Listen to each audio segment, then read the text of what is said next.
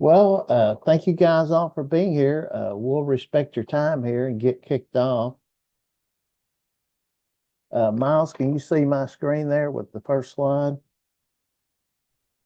Yes, sir. Fantastic. Thank you very much.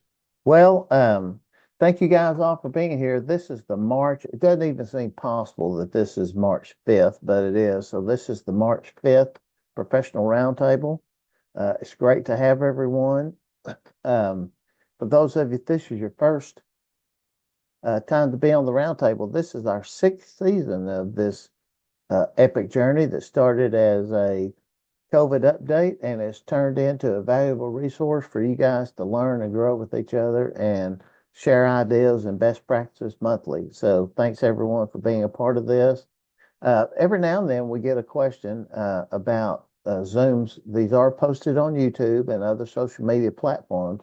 So if for some reason you don't want your picture displayed, you may participate with your video turned off. Otherwise, your participation will serve as consent to post your picture on social media. And there's old Homer Simpson, a little blurry but happy. Woohoo, it's March. And that's kind of the way I feel. I love the March weather.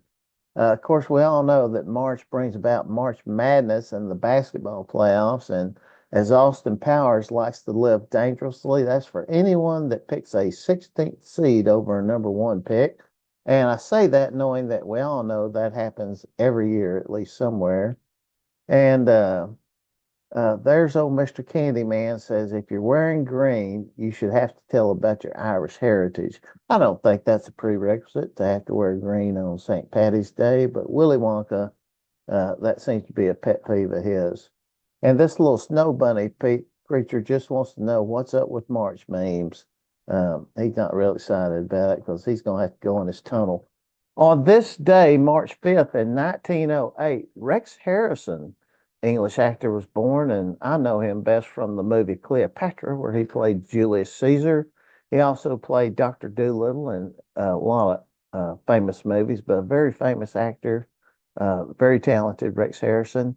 Michael Irvin, the playmaker, was born in 1966. Of course, he was part of three Super Bowl champions with the Dallas Cowboys in the 1990s. Most people don't remember he was actually drafted by Tom Landry, and he was still there when Jimmy got there. And Jolene Blalock, who played T'Pau on the Star Trek series. Sorry to disappoint all you Star Wars guys, but she played T'Pau in the Star Trek prequel series Enterprise. All those had birthdays. A very interesting day in history in 1770. That's when the Boston Massacre occurred on March 5th. Five Americans were fatally shot by British troops in an event that would actually contribute to the breakout of the Revolutionary War. Oddly enough, though, probably a massacre bit oversaid it. It was kind of they were acting as a police force really at the time. And they were defended in court by our second president of the U.S. John Adams was the attorney for the British soldiers. Six of those soldiers were acquitted, and the other two convicted of manslaughter. And the sentencing for manslaughter at the time was you had to have your thumb branded. I can think of a lot of crimes where it might not hurt to have a good thumb branding every now and then. We probably shouldn't have moved away from that. Anyway, very interesting history. Um, John Adams, certainly an interesting figure. Again, thank you all guys for being here, working together, and being such a vital part of the CTE community in Texas. Always warms my heart to be in here and see you guys in action on first Thursday of the month. Always a big thank you to our board of directors under the leadership of President Paul Ball. Thank you, Paul. Dr. Everett is coming up, take over that president's role next year, and he was preceded by Dr. Mark McClure. Thanks to all you guys and to all the board members for making all the programming possible for CTAT. And we couldn't function without the support of the area presidents and the leadership they provide to the areas. We just left a meeting with them probably about an hour ago, and they are truly leaders in their areas and leaders throughout the state. And they bring a lot to it in terms of recommending programming, and other actions by CTAT. So thank you for the area presidents.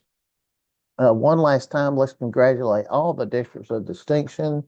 And I hope you guys all enjoyed the celebratory parade during the opening sessions. And I know that everyone at CTAT will continue to do whatever is necessary to recognize you and to make sure that this is beneficial to your communities and to your districts. So thank you and congratulations to all the districts of distinction. Coming up, we have two important conferences. The Law, Forensic Science, Law and Public Service Conference is coming up in June. Make sure you tell all of your law enforcement, public service, and forensic science teachers about it. I think it's going to really be a one-of-a-kind actual body form. Chelsea, if you've clicked on yet, would you like to say a quick little plug about the Forensic Law and I'm Public Service Conference? here. Thanks Yeah. for waiting on me, friend. Thanks for riding through those internet issues with me. Yes, we are so excited for the Forensic Science Law and Public Service Conference. It will be in San Marcos in the second week of June, and registration is open as well as call for presentations. And we can't wait to see what your incredible teachers present. We also have, I believe, over 35 people registered already. And this conference will have a cap because we have access to the body farm at the Forensic Anthropology Center at San Marcos at Texas State. So get your teachers registered early and also encourage them to present a presentation. Super excited to learn alongside them. Well, this is a conference that we branched off from the main CTAT conference at the behest of our teachers that were going, and it has really taken off. And I'm going to say that I really believe it gets better every year, and I'm looking forward to going to it. Last year's was terrific, and I think this is even going to be better. Also, all of you guys know that um, registration opened for the Fort Worth Summer CTAT Conference. And Fort Worth is my favorite place to go to a conference, and I'm really looking forward to it with the Universal Championships for soccer. And of course, that opened on March 3rd. I will say this, probably more than ever, and this isn't just a marketing ploy, get your hotel room because the big soccer tournament is going to take up nearly every hotel in the Metroplex. So get your hotel room quick because grabbing the Fairmont down the street just a block away might not be an option this year. Also, like Chelsea was talking about for the Flips conference, uh, the quality of all CTAT conferences hinges on the quality of presentations. And that'll be no different this summer. You guys have such expertise, and there's so many great things going on in the CTE community. Thank you all for all you do, and get out and share those ideas, and let's spread the good things all over the state. So submit a presentation. It's open to, and we appreciate you guys um, doing that and making the conference so great. The CTAT Leadership Conference just occurred this past February, the month of February. It was in San Antonio. One last big shout out to Amy Massey and her team in Area 7 there for the terrific riverboat rides down on the Riverwalk. Miss Massey had a record turnout, did you not? I might slipped out there, but I know they had a record turnout and lots of boats available, and it was just enough. We can't tell you how much we appreciate that option for the members attending. Also, a big thank you to the pre-conference presenters for level one. We had Paul and leading all of us there at the conference as CTAT president. And those pre-conference sessions are so beneficial. Thank you guys for presenting, and thank you for making those meaningful to those that attended. Couldn't do it without you. Also, just a big thank you to all the presenters. Like I said, in calling for presentations, it's really the presentations and the peer-to-peer training that really makes this work and makes it so beneficial. So many outstanding presentations. I was really honored to get to see many of them, And thank you for all the efforts that you provided in putting those presentations together and providing the resources. Another big thank you to our partners there at ICEV, who every year host the conference reception, and they'll be hosting it again in the summer of 2026. For those of you that weren't there at winter and you didn't get to see the pictures from the winter conference, I took a few with my camera just to show you here. They weren't Polaroids, Paul. I actually used my phone, a digital camera. Of course, you can see there they are just outside the deal, and even a little karaoke took place. And uh, then some folks from Area 2 came in and it got kind of rowdy and uh, had a little bit of action going on during the middle of the reception. But it all kind of bounced back, and I think that everybody had a good time. And I don't think anyone was maimed or injured. So appreciate you being at the reception. Appreciate the folks at ICV. In our regional trainings, professional outreach coming up April 7th and 8th. Registration is open for CTE plus finance plus PEAMS.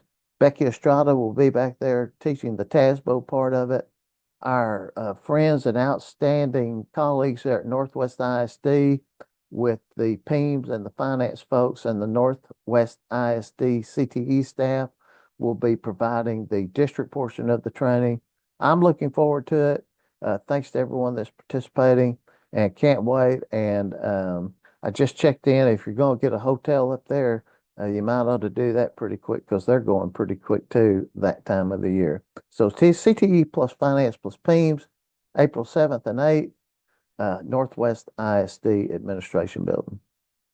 Of course, always with the programming that we do year round, whether it's the roundtable, the outstanding next gen group we have, the incredible leadership CTAT group we have, all of that, any training we do is available on the CTAT.org website, which Angie is even in the process as we speak of updating, just going to the events page and signing up. So now I'm going to ask Robin if she would mind to step in and talk about some special features. Robin? Absolutely. Thank you, Mark. So, one of the strengths of CTAT, and my favorite thing about this group, is that when members identify a need, we step forward together to address it.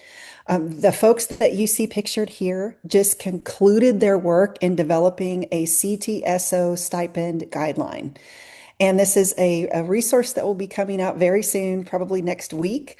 We put it before our board of directors to give a final thumbs up, and their nods are due tomorrow. But it looks like, I mean, passing with flying colors.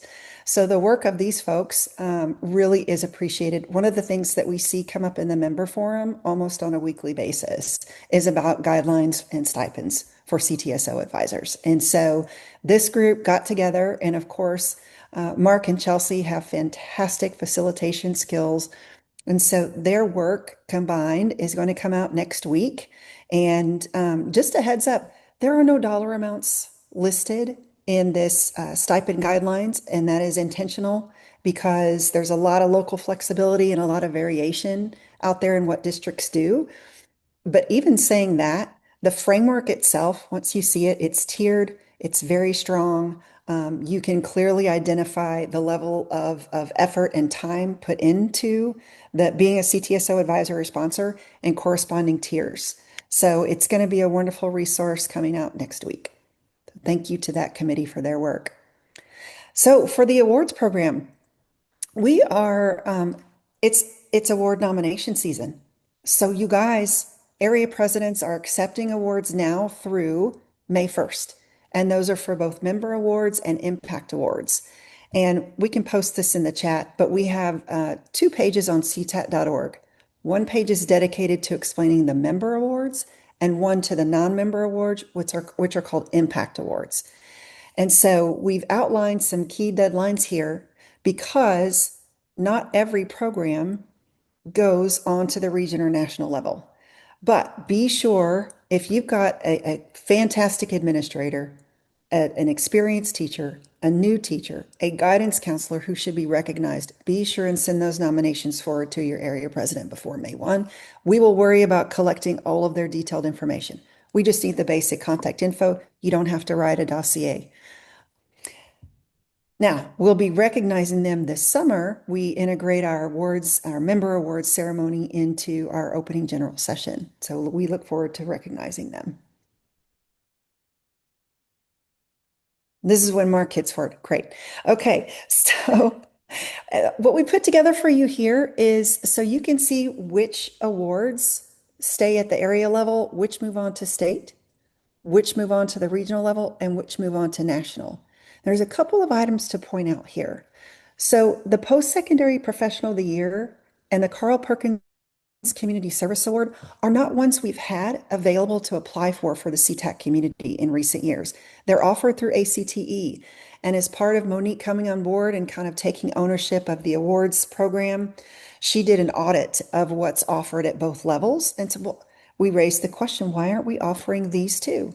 So if you have a fabulous post-secondary partner, if you have someone in your area who's maybe been in their career a very long time and has impacted the careers of many, the Carl Perkins Community Service Award might be one to consider. So we also highlighted down below here for the impact awards, these are non-member awards. If you have a business education partnership, a nominee that you would like to see recognized, it's not only at your area, you can also nominate for both that and the champion for CTE directly with ACTE National. And then that National Awards Committee does the hard work of figuring out who will be the recipient at the national level because of all of the nominees that come through from across the nation, only one is selected in each category. And in 2025, the Education Partnership Award went to a company from Texas who was nominated by a CTAT member, Lily Brooks from Klein ISD. So new opportunities for you. And a quick shout out to the best award program manager on the planet. When you see Monique Magana, thank her. She obviously there's a lot of work that goes into facilitating this program. I want to give her a shout out for her fantastic leadership on this effort. Thank you, Monique. Back to you, Mark. Thank you, Robin. That awards, we ought to be winning every single award at the national ACT because of the quality of people we have.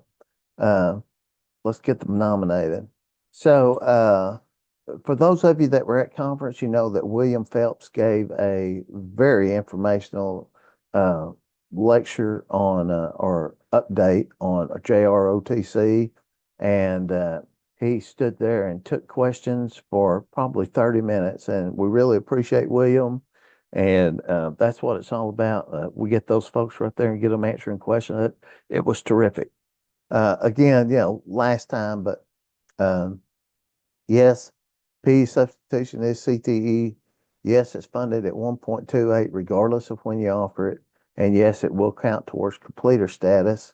And we also learned, and I think Chelsea's going to mention this in her update, that a completer in ROTC and a 31 or higher on the ASVAB will be a CTE CCMR completion point. So we found that out at conference too. So now we're going to move into some really important updates. And before I do, everybody likes to keep updated with what Chelsea's dog is doing. And there's little Jazzbo getting ready for St. Patty's Day. And Angie's sweet dog, you can tell how well they get along, and they're really enjoying each other's company. And it's great to see them in good spirits like leprechauns. Chelsea, take away the updates. Hey, guten Tag, CTAT. Chelsea is coming to you live from Germany. It is about 10 p.m. here, and so we're gonna stop calling this updates, and tonight only we're gonna call it Leadership in Lederhosen. So let's go. Here we go, friends. You should have reviewed your to-do list that was launched the first of the month. And that's always what we list first to keep it top of mind. So that way you have it available to you and check out all of those things that as we wind down what feels like we're racing to the finish line and getting all of our tasks in order. Reach out if you need any support with any of those task items. I think I say this all the time. I could just like press record and then press play. We have very limited opportunity for program evaluations, but every time we mention it, we have a few people reach out. So don't let the fact that there's a few limited calendar dates available deter you from reaching out. We will support you. So if you're in need of a program evaluation or support, just reach out. Mark and I are happy to get that scheduled. TA office hours, I think, have continued to be a great success. And so check those out. It's a very informal process where they take questions from the floor. They hear from you. I got to attend 2 months ago, and it was really great. It was a valuable use of time. So check those out on the second Wednesday of each month. There's also CTE Learn curriculum available for you in modules, high quality CTE facilities, equipment, technology, and materials. So if you or a coordinator on your staff are responsible for any of this, or maybe you have a campus administrator that needs an update or a refresh about some of this information, this is a great online module that they can take part in.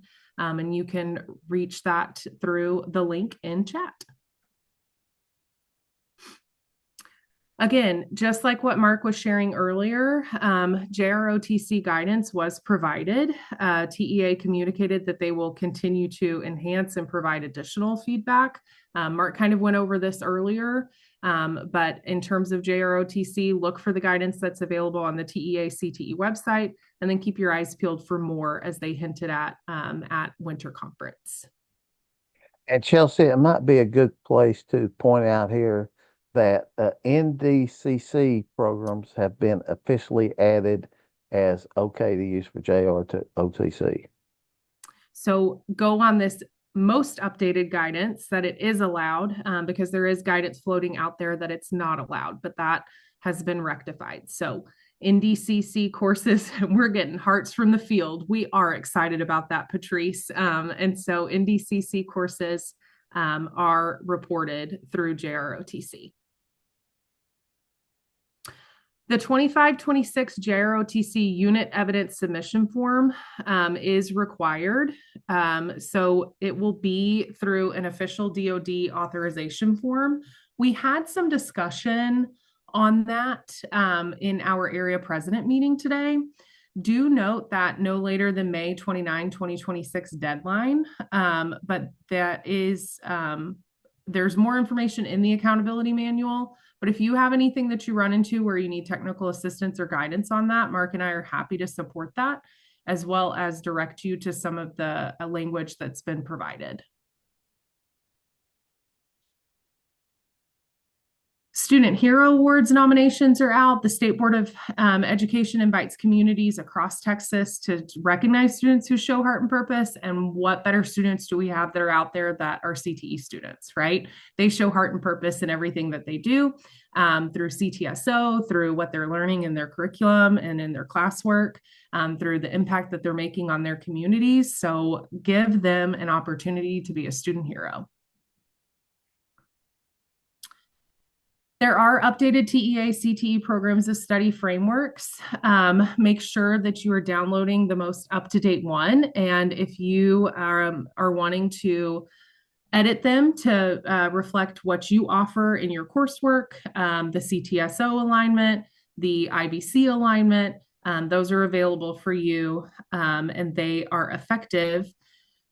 They were effective at the end of the month. So they are in place, ready to go for you to utilize. There's also, my goodness, there's a lot of updates this month, my friends. There is also new updates in performance reporting. Again, if you are not receiving the weekly email from performance reporting and accountability, register for that. It sends a weekly update, and it provides a calendar. It provides what you need to know in terms of CCMR and accountability. And there are updates that are available to you weekly. And we always put them in the chat as well, so you have them in one package. This is great news from the field. CCMR indicators are eligible for correction. So you can submit a PEIMS working submission for the 23-24 and 24-25 school years. We have not seen this readily available in the past. It used to be that data in, data out. If it was wrong, so be it. But now we have the opportunity to go back and change and correct information if we have the data that supports it. So all of those check mark areas that Mark just worked through, those are specifically aligned to CTE. So check and refresh and review. And if that would be of benefit to your district, and it would be, because correct data is one of the most important things that we can provide, right? Then figure out how you can support that endeavor if it's not you that's doing the actual work. But that is available for you to utilize. Thank you, Chelsea. Thank you, Mark. Frau Reeves, I should call you, I guess. Of course, old Cliff is always wondering something each month, and this time it says him and Ma were thinking about can a district use weighted funds to pay a CTE teacher to teach a summer CTE course, in which we know summer CTE courses are not eligible to draw weighted funds. And the answer to that question is no, you may not charge that off to Pick 22 because you have to use CTE funds to support the courses that create them. Also in CTE news, Copper's Cove approved 11 new CTE courses for next year. Congratulations to Copper's Cove. They're really making an investment and a commitment to CTE, and we're excited to read that news. Happy to see it. And for the ESC Spotlight this month, we're recognizing Region 4, the service center across the greatest Houston area, and Dr. Bell and Pri over there. Thank you for all the work that you're doing to help the folks in the greater Houston area. And of course, the ESC4 has been a strong service center for years and years and years. So thanks you and congratulations on the spotlight. So that being said, I'm going to stop the share, go back into gallery mode, and see what's on everybody's pulse today.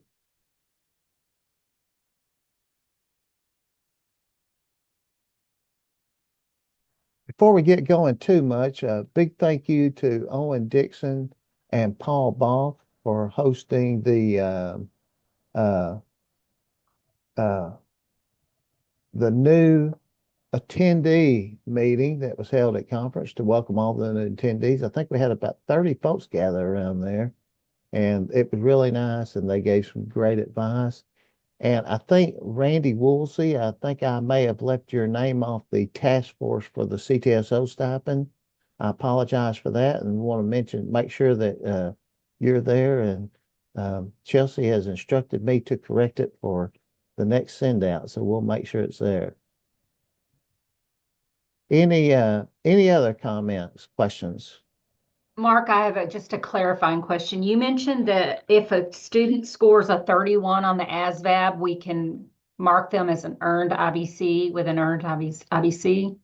If they're a completer and they score a 31 on the ASVAB, now how that gets marked, that's a good question, Ms. Fullen. I'm not exactly sure. We may have some better experts on the room. That's just going to be inputted into their PEMS, and when that is submitted to the state, it's going to pull automatically. Ms. Chandler, would you say that one more time? Where at you put it in your student information management system, what the Yes, score was? they will have a spot for you to input that, just like they would for SAT, ACT. So you'll just put it in there. I'm sure we'll get some guidance as to where you will document that, and that's going to be sent straight to TEA. And hopefully that will show up in the percentages of IBCs earned in the texasschools.gov. And hopefully that's where that's reported. I'm thinking it's probably going to be on its own line in that military readiness section. Even better, even better. But we don't have guidance on that just yet. Ms. Fullen, that get you answered? I think so, yes. Fantastic. All right. Anything else, Boyd? I just want to jump in and kind of piggyback off of what y'all said. We received some update information today about JROTC that, the new bucket system that everybody's talking about, approaches meets masters.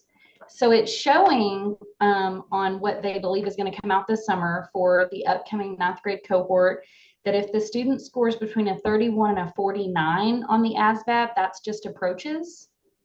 If they score between a 50 and a 64, that's meets.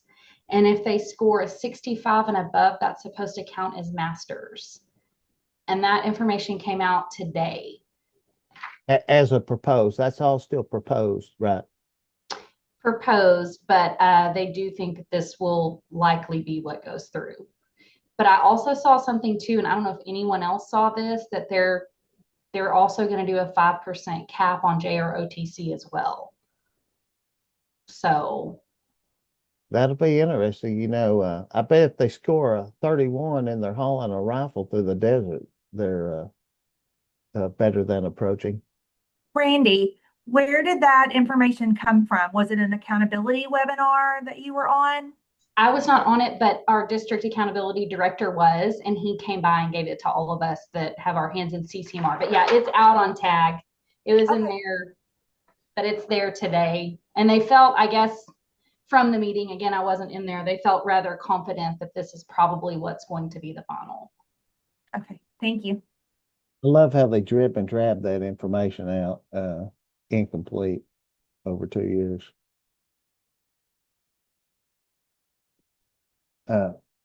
Great information, Randy. Thanks for providing that. See, that's new. That's hot off the press. Mark, something I learned this week, we are a grow your own district, so we've been using those funds to support our education and training program. And so around this time of year is when the application opens up for the grant. Historically, it's usually spring. And so didn't see it, reached out to TEA. And so we learned that the grow your own, I guess, funding mechanism has been dissolved, and they've looped that under the new, I think it's the LASSO allotment. And so that process was done back in, or that application process is back in the fall. So if you're looking for that grow your own grant, just know it's been dissolved, and it's now it's a small component of a much larger allotment. Thank you for bringing that up, Jacob. That was a Marty bill. Our very own Marty De Leon was involved in writing that bill, and so it basically moved it from soft money to hard money, and everybody just has to learn how to get to it. So thanks for bringing that up. I was wondering that when Marty said it. Fantastic. Absolutely. It was it was kind of tucked away a little bit, and so yeah, just mark your calendars for the fall. And the thing that we realized is that I think the required component is that you can't go in for just your education and training program. You have to attach those funds to supporting paraprofessionals or aides that don't have a certification or don't have a bachelor's degree. So that's going to be a required component, to my understanding. And that's paraprofessionals that wish to become certified teachers, right? Yes, That would be the that's my additional understanding. component.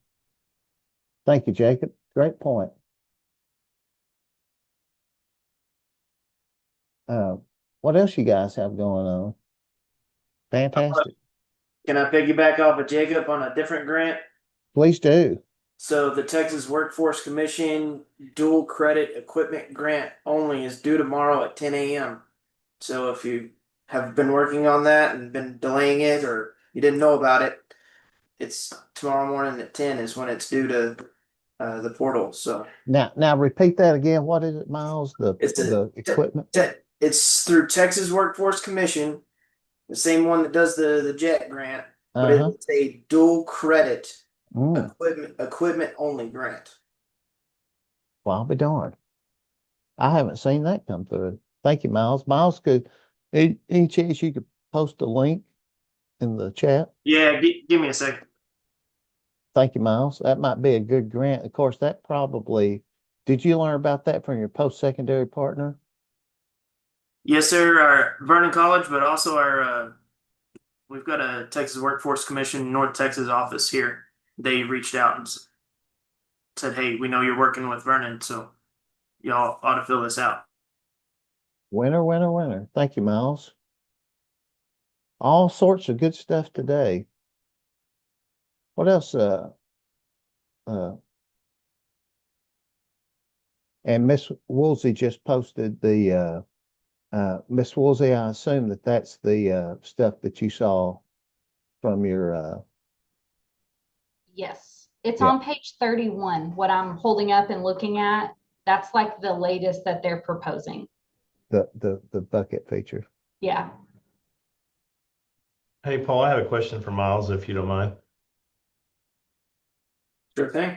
Hey, is there the two types of grants for that? One the dual credit and the one the workforce as well? To my And knowledge, yes. and their So requirements are completely different, right? yes, sir, that's correct. Okay, perfect.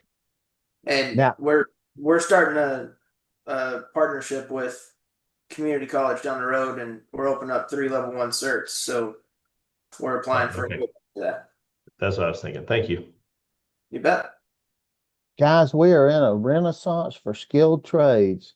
Take advantage of this time. Get every penny you can, and it took forever for them to put value on skilled trades again, but we're there, and so take advantage of this time. By the way, I think this grant for the dual credit equipment is like got a cap of 220,000 on it. So whatever that does for you. Yeah. Get a few welding rods with 220,000. I think I think Mark said that he was going to help you do your quarterly submissions on that as well. So Oh yeah. Put me down for 10%, Miles.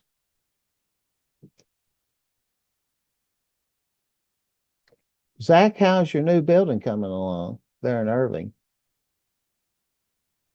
It's coming along. They've started the foundation, and we're having our weekly meetings, so we're very excited. It's shaping up pretty good. Well, good for you guys. We're excited for you. Thank you.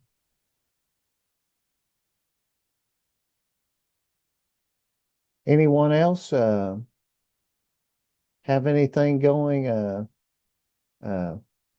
after conference, questions about conference? We certainly appreciate all you being there and presenting, like we said.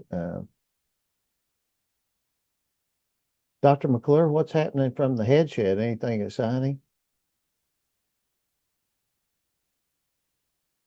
Not today, knock on wood. Well, you better, you might ought to go home. You're having a lucky day. I like that C.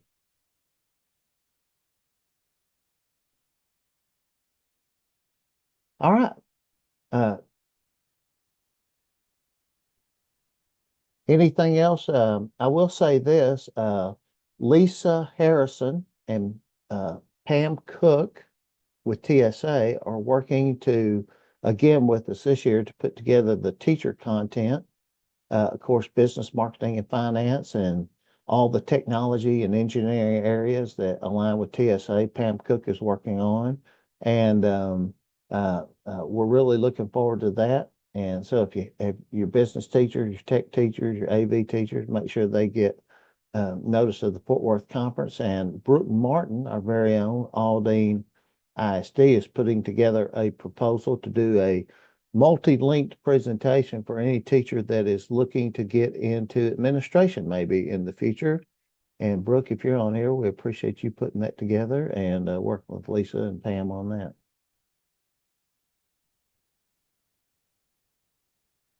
Mark, I'm wondering, did you talk about the new level 3 that's going to be offered at summer yet as a pre-con training? No, ma'am, but I'd be happy to. So you guys know that we'll do the level 1, level 2 training as we have for years. We'll do the counselor training. Chelsea and Miles and Jonathan Lee worked together last year to put together the small district training for a pre-con. Of course, the co-op training, Chelsea, what's the official name for it? The work-based learning. And then new teacher training, Rachel and Heather are going to do that again. That's been one of our top training for years. And so the level 3 training, you know that in the winter we do HR, facilities and legal. And that's really to make you a complete district administrator if you have lots of experience in CTE. And so we rotate that every year. 2 years ago, we did the AI training. Last year, we did the breakthrough coach. And this year, we've put together a really special, what I think is a level 3 training Leanne Tamplin is going to lead a training on deep dive PIMS, and she has discovered some hacks in checking your PIMS that I think is just incredible. And I've been in it 30 years, and I've never seen that information before. And I think it's a can't miss if you want to be kind of sufficient in your PIMS. Um, Jeff Ackman, who's been around CTAT for years and years. He's got multiple experience in multiple districts, many different sizes. He was an ESC specialist. Jeff Ackman is going to lead a interactive forum where you can submit topics, and you can they'll be addressed in a forum type effort where you can learn best practices, and it'll be a learn from each other. And Jeff said that years ago that he and Robin had put together that training as a level 2 type training, and that it really went well. So we're bringing back that component for folks to work together in a live forum, is what we've called it, as a clever name on the registration. And then also with the DOI teachers coming in with virtually no training in pedagogy, and all the new staff members, the turnover the way it is, onboarding and staff development has never been more important. So they're also going to lead the third component of that. It's going to be staff development. I think it's can't miss. If you've been to level 1 and 2, this is going to be an outstanding level 3. And I anticipate it being so popular that we might need to repeat it again next summer. So anyway, thanks, Robin. I should have mentioned that earlier. Any other hot topics?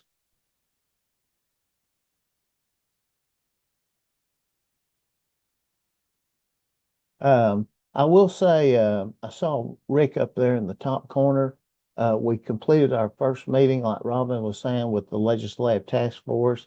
And that first meeting's always kind of a little bit of a hodgepodge of ideas. And but Marty was on there. We stayed for over an hour, and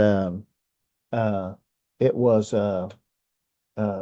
terrific. Just some of the ideas that came out, and some issues that I think we all knew about.